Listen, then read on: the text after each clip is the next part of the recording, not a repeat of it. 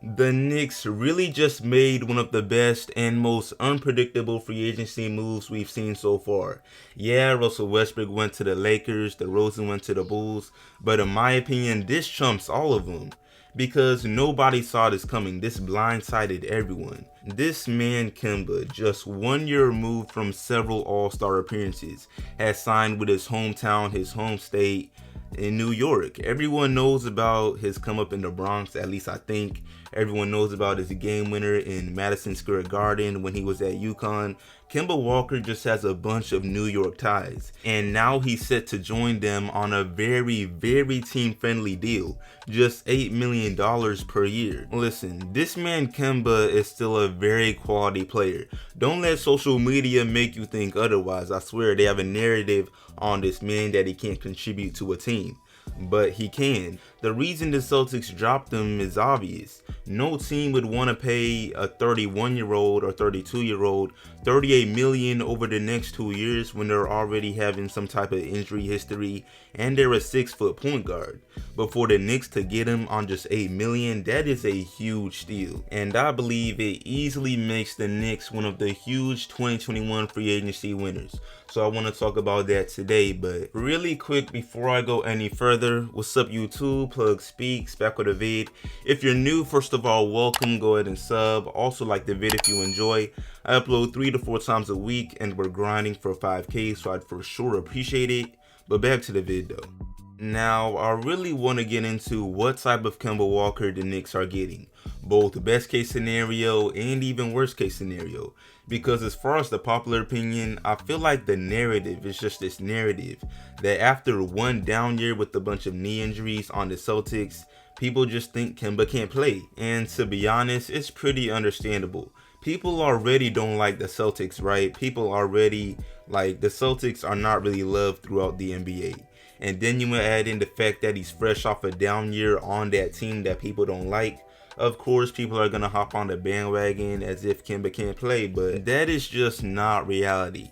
Now, if you want to look at the numbers, that's alright. He's fresh off averaging 19 points on 42% from the field, 36% from 3, 5 assists, 4 rebounds, 89% on free throws. Just nothing crazy, but you know, it's alright. And let's not get it misconstrued. That's still a huge bargain to be getting an almost 20 point per game scorer that shoots decent from the field and from 3 for just $8 million. That's still a huge bargain. But you see, the way I view the Knicks signing Kemba Walker is as if they just landed another star, a guy to pair with Julius Randle. Yes, most people definitely don't have this opinion, but to me it's not crazy.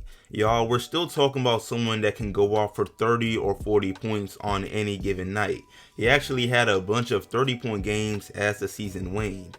And that's another thing people like to ignore. Kemba was definitely improving as the season went on, just like any player returning from injury should.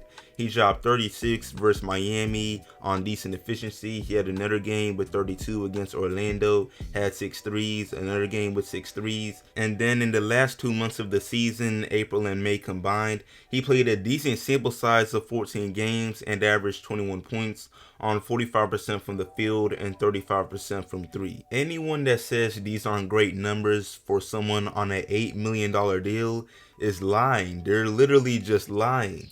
Because I'm not here to say Kemba is about to save New York.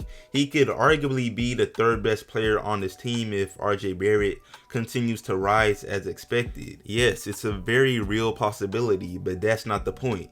I'm just here to prove that Kemba still has plenty of all-star potential. This man did not forget how to play basketball. He's still the guy with a mile-long list of victims to his crossover. He's still the guy that's an amazing shot creator. He's still the guy that dropped 60 points versus Jimmy Butler when he was on the 76ers. And overall, I'm looking forward to what he brings the Knicks in 2022.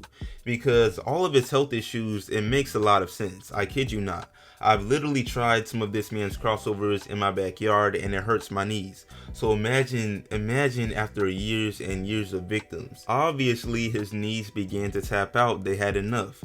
But now he's fresh off a full off season of just recovery with added motivation now that he's playing in his home state and just motivation to prove everyone wrong, such as the Celtics. Because no disrespect to Oklahoma, but bro, this man went to Boston to compete for a championship, and you trade him to a team that's been tanking year after year? That is ridiculous. But yeah, man, I'm gonna wrap this video up.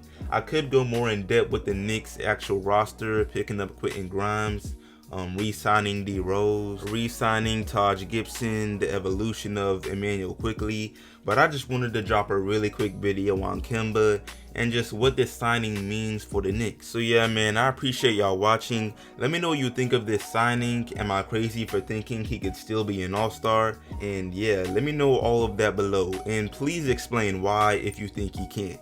But yeah, like the sub, share it, sub if new, all of that, and I'm out.